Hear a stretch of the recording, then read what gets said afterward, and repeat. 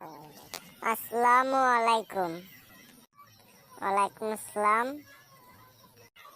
কেমন আছেন মামা? হ্যাঁ, এই তো মামা ভালো আছি। মামা, একটা সুখবর আছে, বুঝেছেন? কি সুখবর মামা? এক জোড়া খরগোশ বিক্রি হবে, দামে কম, মানে ভালো। তো কত করে বেচছো মাম্মা? মাম্মা, 600 টাকা জোড়া মাত্র। মাম্মা, তাহলে তো আমি 2 জোড়া নিব। তো গাইস আপনারা যারা নেবে তারা আমার ইনবক্স নক দিবেন। সবাই ভালো থাকেন, সুস্থ থাকেন, আল্লাহ হাফেজ।